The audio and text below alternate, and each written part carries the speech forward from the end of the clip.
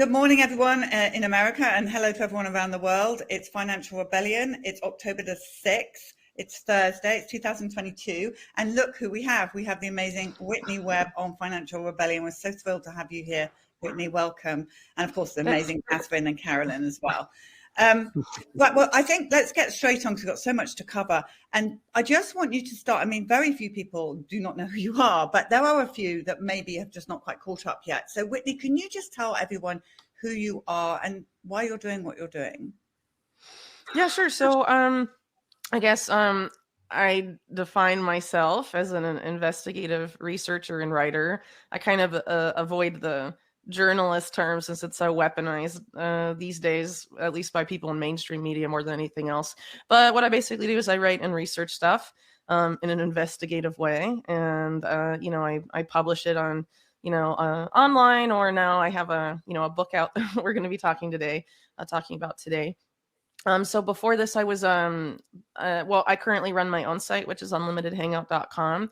Before that, I wrote for Mint Press News, which is where I started the investigation that eventually led to my first book that's out now, One Nation Under Blackmail. It was originally a series on the Jeffrey Epstein scandal and trying to get to the bottom of the claim from people in government at the time that he belonged to intelligence. And that's why he was given such a lenient sentence when he first went to trial in 2006, 2007.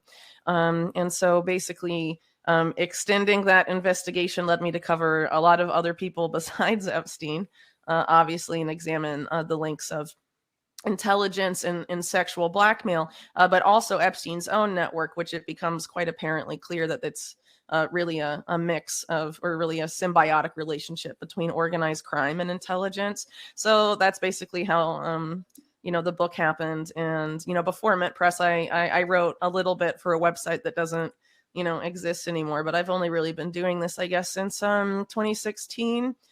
Before then, I, did some other things. I worked in like farm management and stuff. When I went to university, I double majored in one in biology and then the academic study of religion. So I guess hopefully that's enough background for your audience. Yeah, no, amazing. Now, look, the book is called One Nation Under Blackmail. Let's have a look at that cover there. It's volume 1 and volume 2. So is it just volume 1 that's out right now? Well, they're both out, but Amazon apparently has only been shipping volume 1. So it seems like they're going to make volume 2 on Amazon available, I guess, October 22nd. So a couple weeks from now. It was supposed to be one book, but I wrote I wrote too much. There's apparently a big difference on how long the book is on your word processor on your computer and then when it's actually in book form.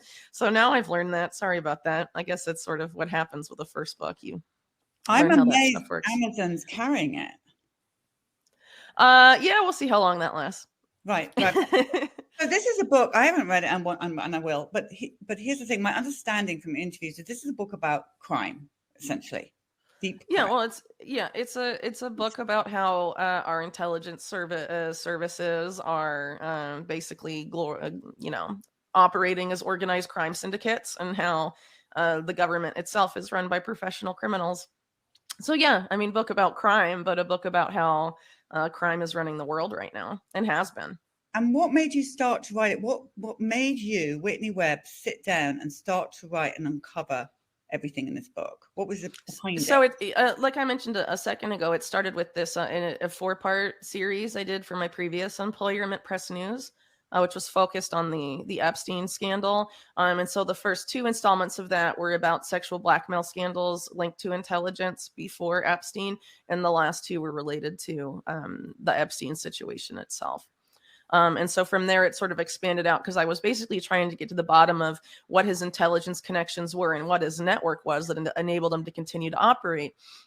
Because the mainstream narrative since Epstein's death has been, oh, well, he's gone. he was the one bad billionaire in the world, and so everything's fine now that he's disappeared. But no, there was a network that existed well before he came on the scene and continues to operate after his death. And in order to get to the root of the problem, we have to understand the bigger picture, right? And see Epstein as a symptom of a very broken, very corrupt system, instead of this standalone one bad guy who everyone knows is bad and everything's blamed on him. And all of his quite obvious accomplices are more or less absolved, with the, I guess, the exception now of Ghislaine Maxwell. But she's apparently in country club prison now anyway, doing yoga and stuff. So and it's a bit of a complicated situation. And it turns out that I mean, the whole thing with Epstein, there's a massive cover up of it, because when mainstream media does give coverage to that situation, they focus exclusively on his sex crimes from 2000 to 2006. It's like they never talk about anything before the year 2000. And this was a person whose professional career, began in the mid 70s. And so, why can't we talk about these multiple decades? Why did UK media, but not US media, cover the fact that Epstein made 17 visits to the Clinton White House, or pictures of Epstein and Clinton shaking hands in 1993? US media just avoided that. I mean, that should be pretty telling to a lot of people. That they don't want you looking at Epstein before 2000 and what he was doing, because if you look there, it's bad news for Bill Clinton. It's bad news for people like Bill Gates, who were very powerful. And it turns out Epstein had a major role in the creation and development of the Clinton Foundation and the Bill and Melinda Gates Foundation. That would be very damaging if it came out for those foundations, which, as we know now, have an extreme influence on health policy globally and other policies as well. And it was Epstein, for example, who is even admitted by the New York Times to be a eugenicist and things like that, who designed the HIV/AIDS program for the Clinton Foundation, the Clinton Health Access Initiative, which works very closely with the Bill and Melinda Gates Foundation, and various other things. So, it's very relevant, his involvement there, but they don't, there's a lot of off-limit stuff with Epstein. It's like a very narrow window that people in the mainstream are willing to cover and discuss.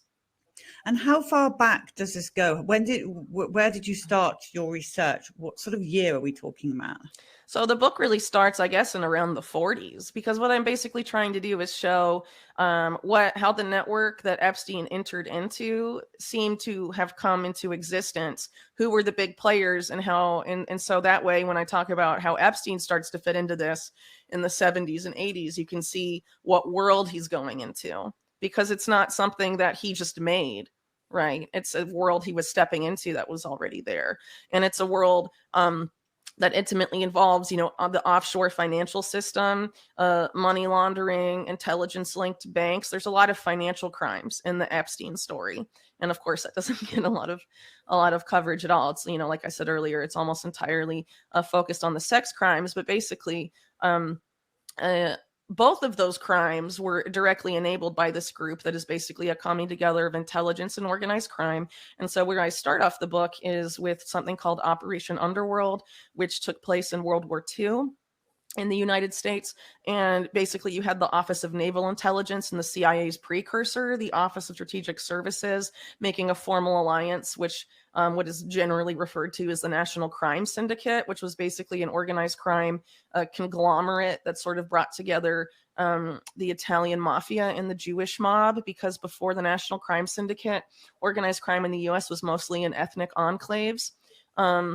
Like Italian, Irish, Jewish, and what have you. And so the National Crime Syndicate sort of eliminated those barriers and came together to profit immensely from crime, basically. And one of the heads of this system, that organized crime system, was a man named Meyer Lansky, who's often considered to be like the financial wizard of organized crime. And there's a reason that out of all the big name gangsters of this particular era that are sort of immortalized in Hollywood, he died of old age and never went to prison. It's because he had the money, right? and managed all of that stuff. So I guess there is a lot more I could say, but basically beginning with Operation Underworld, you have those two groups come together. It's justified as being out of wartime necessity, but the war ends and the alliance continues, and it deepens considerably to the point where maybe a couple decades later you can't tell where one ends and the other begins. They become essentially the same. So Polly, I was on vacation when Whitney sent me the advance copy. And, I was supposed to be going to opera and concerts and enjoying myself. And instead I started to read the book, and I literally couldn't stop. And I read through both volume 1 and volume 2, boom, boom, boom. And the power of this book, because you really don't get into Epstein until volume 2. Right. The power of this book, as Whitney describes, is you really see the world, and you see how deeply interdependent the financing of the country and the financing of the sort of official reality, how deeply dependent it is and intertwined with organized crime syndicates, because they're producing a lot of the high margin capital. So, when you read One Nation Under Blackmail and you look at Epstein not just as a sex story, but as a financial, as a major financial crime, it's deeply intertwined with all of the, as Whitney said, he was at the White House many, many times. And what I found very interesting about the book, because I'm very interested in sort of the breakdown of the financial management laws during the Clinton administration, is literally you see Epstein show up at the White House, introduced by Bob Rubin, who then was the National Economic Advisor, but then becomes Secretary of the Treasury. He's introduced to the White House. You see a significant breakdown in the financial management laws when Rubin, former head of Goldman Sachs, becomes Secretary of the Treasury and Clinton's running the White House. Then Clinton leaves the White House, and I would say it's almost immediately, Whitney, he gets in a plane with Jeffrey Epstein's and starts flying around the world making deals for the Clinton Foundation, and Gates joins them too. Is that not essentially? So that's the chronology. Epstein shows up at the White House with Rubin. Rubin becomes Secretary of the Treasury. The financial management laws suddenly break down, and all the financial controls in the U.S. government break down. And the next thing you know, you've got the Clinton Foundation and the Gates Foundation rising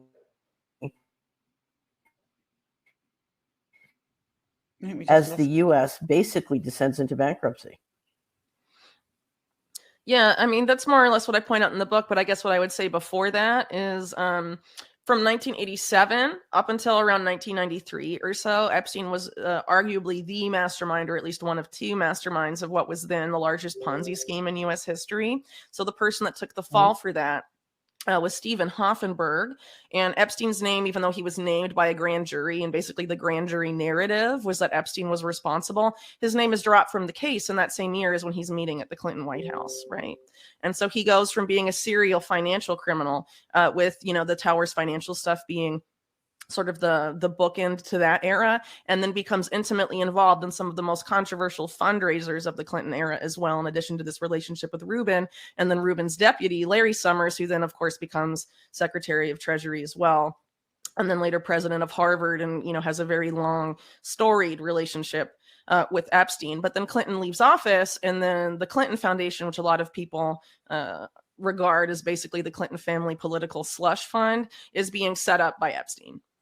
That's why all of these trips to Africa and things were happening, because Epstein was basically setting up a lot of the quote unquote philanthropic efforts. And this is at a time when there was a big change in philanthropy. So at the time it was happening, people were calling it something like philanthropy 2.0. But I guess you could, it seems more like it's impact investing. Before that was like a common term. It's this idea of using philanthropy, but referring to your donations as return on investments. And so this is the same era too when the Bill and Melinda Gates Foundation starts. And I think your audience is probably familiar with like clips of Bill Gates referring to his philanthropic donations into vaccines or Gavi and all of that as a return on investment, that the return investment on vaccines is better than anything he's ever put his money in before, because the ROI is so big, and things of that nature. Or that Gavi, the Vaccine Alliance, says it's about, on their own website, says it's about the health of vaccine markets and stuff like that. Basically disguising a lot of this predatory financial or commercial behavior as philanthropy. That's sort of what was going on in this particular era. And Epstein was really in the middle of it. And it's no surprise that you also have people like Michael Milken in that mix with the Milken Institute, who's also tried to rebrand himself and his foundation as major crusaders for healthcare. And it was actually there at the Milken Institute in 2019 that you have Anthony Fauci, Margaret Hamburg, and people like this saying that the existing regulations for vaccine basically have to go kaboom and go away so that mRNA vaccines can come on the market at the end of 2019. So it's very interesting to see how, all of these foundations involved in a lot of the controversial stuff going on today sort of have their common origin with these financial criminals. And if you look at what they were doing in the 80s and 90s, I mean, it's very clear that's what they are. Whitney, I have a question. Epstein was at Bear Stearns at some point, correct? Yeah, so he was officially at Bear Stearns, I believe, from 1976 to 1981. He has to leave Bear Stearns under a cloud of controversy that, if you're interested in that, I'm happy to discuss. But after that, he became Bear Stearns one of their top clients, and was involved in Forex trading to a significant degree, including the use of software for Forex trading that's tied up with controversial commodity traders like John Doyce, I think is how you pronounce his name, from Trans World Oil. And people like that who have a lot of ties to the CIA and intelligence were all sort of in this mix in Forex trading. And actually in 1995, one of Clinton's top donors, Lynn Forrester, now Lynn Forrester to Rothschild, wrote to Bill Clinton specifically about Jeffrey Epstein and currency stabilization. And that's kind of interesting when you think about what was going on in 1995 too, with like Mexico, the collapse of the peso, and all this other weird stuff going on in like foreign currency markets at the time, and how that was being used by people in the treasury, at the top of the like the Secretary of the Treasury and people like that, Robert Rubin's role and all of that stuff going on at the time. It's a bit odd. And if you look at a lot of mainstream media reports about Epstein, I mean the foreign currency trading theme comes up a lot. Like he was really involved. Sorry, still getting over an illness. Sorry about that. So he was really involved with Bear Stearns really until the end. He also had some offshore financial vehicles that were joint ventures between him and Bear Stearns that appeared to have engaged in very suspect financial activities up until the collapse of Bear Stearns. And it looks like if you look at some of how the story of the Bear Stearns collapse, and I didn't include this on the book, so I'm a little short on the details at the moment. But basically, he was involved in the first event that sort of set off the chain reaction that led to the collapse of Bear Stearns. And he supposedly lost a bunch of money, particularly in this joint financial vehicle that he had with Bear Stearns. But it according to Wall Street on Parade, which is, I'm sure you all are familiar, they pointed out evidence that it seems like he got a bailout from the Fed, so he didn't actually lose any money. So I think that definitely needs to be scrutinized, because more often than not, a lot of these big economic collapses throughout the last several decades just seems to be massive wealth transfers to a very particular class, right? Oh. And so we're seeing that again happening now, and then with COVID and various other things in recent years, but like 2008 and other, bubbles that have popped, seem to be popped by someone and benefit a particular group, which more often than not are the people at the top, or the people with these kinds of associations I note in the book who have these ties to this particular networks where organized crime and intelligence have fused. Yeah, it's a complicated story, but basically, this is a business. So eventually intelligence got really interested in just how to finance their operations off the books and without having to get money from Congress and all of this stuff. And so a lot of these illegal activities, whether it's money laundering, drug trafficking, arms trafficking, human trafficking, sex trafficking, whatever, become a major way of financing their activities. And then obviously a lot of those illegal activities, those rackets, are the historic territory of organized crime. So you can sort of see how there's this mutual benefit for these particular people, specifically intelligence agencies that don't want to work with the government or oversight committees or work with Congress at all. They just want to be they want to run the show. They really benefit from this type of association. And it's important to really understand that's how power in the US has been working for a very long time. This isn't something that started with Epstein by any means at all. But you can argue in the 1980s, a lot of this just really, exploded in a way it hadn't before and became maybe a little more visible to people who were looking. Yeah, but it's really complicated history that I tried in the book to not make so complicated because I am covering a lot of ground and a lot of stuff. But when it comes to Bear Stearns, there's a lot there to dig out, and especially in terms of Epstein's financial crimes, because it's been so poorly investigated. And I do all right, but I'm just like a mom in Chile, like I don't have like inside sources or like access to a lot of the stuff that maybe people in mainstream media do. I'm sure they could find out a lot more, but they're not interested in looking. And if you think about the only innocent person to turn up dead in recent years around the Epstein case, it was the son of the judge who was going to oversee the Epstein Deutsche Bank case. Everyone else that ended up dead was a co-conspirator, whether it was Epstein himself or Jean-Luc Brunel, who was involved intimately with the human trafficking side of things. And then you have, Ghislaine Maxwell in jail. She obviously cooperated and isn't going to say anything. That's why she got moved to the nice prison, in my opinion. But, there was an attempted hit on the judge. Her son was killed. And she was going to cover the Deutsche Bank case, because Epstein and Deutsche Bank, at some point, after Bear Stearns' collapse, he moves to JP Morgan, which had absorbed Bear Stearns. And it turns out that one of Leslie Wexner's top business partners was involved in choosing Jamie Dimon to be head of JP Morgan. But apparently whatever Epstein was doing at some point was too, risky even for them. And then he moves to Deutsche Bank, which, if people have been looking the news lately, seems to be teetering towards collapse as the German economy gets a real squeeze. So, there's a lot going on here. Again, I think there's a lot of history that, maybe it happened a couple decades ago, but it's definitely having an effect on the present still. So, it's worth understanding what happened before.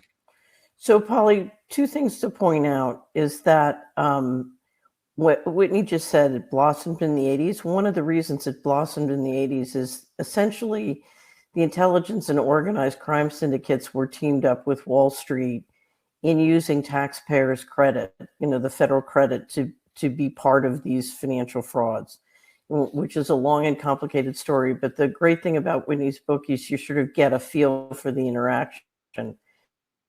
Another thing which I find to be very powerful, and some of our subscribers who've had the opportunity to read Whitney's book are saying, is it's hard for people to understand the hubris that we're watching in people like the Clinton and the Gates Foundation and the leadership now. But when you read Whitney's book and you see how for generation after generation, this syndicate has gotten away with it again and again and again. And I always say crime that pays is crime that stays. And you see how this kind of incredible hubris and dependency on illegal monies has grown. And, what I find is you can explain that and you can say that 1,000 times. But when you read Whitney's book, by the time you're through, you can really feel it and realize, oh, my God, this is how this got this bad without me noticing. Whitney, are you afraid? I mean, you're uncovering the most evil of the most. No, I'm not. So I basically see what's going on right now as like a fight for a lot of things. When you bring in like the transhumanist factor and a lot of this gene editing stuff they're trying to push through and all of this, I mean, it's really a fight for nature and life itself. I don't really think there's any, how could I not do something about it? I mean, that's just how I feel. But also on a level, I view sort of a lot of what's going on as like an energetic, or maybe, if you will, like a spiritual battle. And so I feel that if I spend any of my energy being afraid of these people, I'm giving them power over me. And I don't want to give them that power, because at the end of the day, they're just clowns. They're just creative clowns. They're obviously criminals, but they just can't believe they've gotten away with it for so long. A lot of it has to do with, people being naive. A lot of people refusing to recognize that there is evil in the world and believing a lot of the sort of fairy tale narratives that people have been fed through the school system, Hollywood, whatever, that have been used to protect them. And it's no coincidence that a lot of these media companies a lot of these media companies, as I point out in the book, have alliances with these people, have been run by these people or purchased by them. And, control of the media has been a major, part of this. So obviously one of the essential ways to undo this is to, interject real information in the mix of all this stuff. And I think that's part of why right now we're seeing all these major battles for censorship about censoring misinformation, the state censoring misinformation, the state pressuring private companies like social media to censor information because they can't control the narrative because their narrative's so flimsy. The second they have to actually be challenged with facts, I mean, they can't deal with it, because their whole narratives just crumble. And so but they know how important it is. They're so desperate to control people's perception of events and how they perceive the power and the power structure in the US. And, it's really falling apart around them because I think so many people know, even if they don't know the details, I think people can just feel that something is seriously wrong right now. And people gravitate towards truth. So I think even, if there is a lot of censorship, people are going to be able to feel on some sort of level what's true and what's not true, right? Because if you're looking for something, you feel something's wrong, when you stumble upon the explanation for that's accurate, I mean, it just sort of dawns on you, So, I don't really have any sort of fear about this stuff. So a lot of the group I talk about in the book, I mean, there are some journalists who covered them that died, like Danny Casolaro, Gary Webb, people like that. But I think these days they don't want to invest that kind of money. I mean, it costs money for them to do that, right?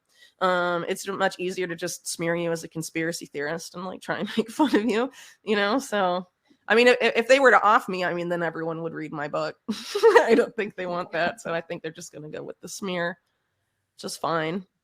And you mentioned just then that, it's kind of starting to crumble, and we're noticing that as well. People are waking up through vaccine injury or whatever it may be at the moment. What do you forecast for the next 6 months? Because that's what was on everybody's mind. Where are we going? What do you recommend people do? All right. Well, I think definitely 2023, if not 2024, is going to be the year of the CBDC, this major effort to get CBDCs in use and then have them be the only viable option when, all this other, the inflation and all these other like major economic issues come to a head. From what I've, written about like this stuff,